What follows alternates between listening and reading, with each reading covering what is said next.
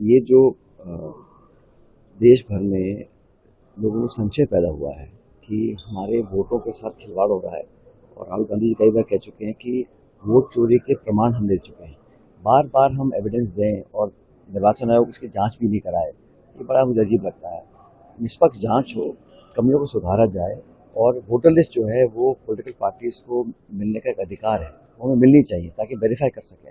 और कर्नाटक में जो वो हम सबके सामने है, उसका अभी तक ना तो उसको कोई झुठला रहा है, ना उसके खिलाफ कोई इंक्वायरी हो रही है। तो ये सारे इश्यूज देखकर हमें लगता है कि देश में लोगों के मन में भ्रांति फैल रही है। ये लोगों को लग रहा है कि संवैधानिक संस्थाएं जानबूझ के कमज़ोर उनको किया जा रहा है, और वोटों से लोगों का नाम काटा जा रहा है, जोड़ा जा रहा है, और बहुत बड़ा खिलवाड़ हो रहा है। इसके कई प्रमाण सामने आए हैं, इसलिए बड़ा चिंता का विषय है। देश भर में हम लोग वोट चोरी के खिलाफ अभियान चला रहे हैं ताकि नागरिक सतर्क रहें, अपने वोट के जो अधिकार छीनने की जो कोशिश कर रहे हैं उसको रोक सकें।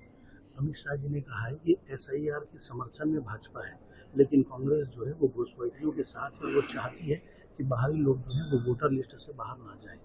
सीधा सवाल है, 11 साल से केंद्र में भाजपा की सरकार है, कितने घुसपैठियों को आपने देश से निकाला है?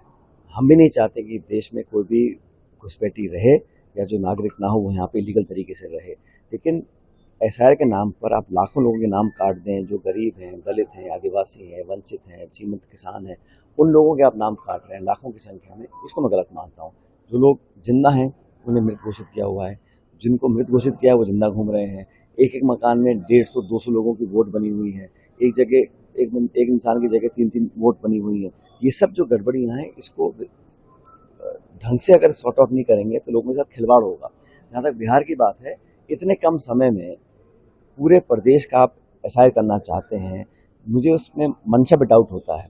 और मैं तो धन्यवाद करता हूँ सुप्रीम कोर्ट का। सुप्रीम कोर्ट ने कहा है कि आधार कार्ड को भी आप एक प्रमाण पत्र मानेंगे वोट डालने के लिए। तो ये तो निर्वाचन आयोग को अपने गिरबान में झांकना चाहिए कि सुप्रीम कोर्ट इंटरवीन कर रहा है, और मनमाने तरीके से निर्वाचन आयोग की जो कार्रवाई है उस पर लोगों का विश्वास टूट रहा है। ये हमारे लिए बहुत बड़ा चिंता का विषय है।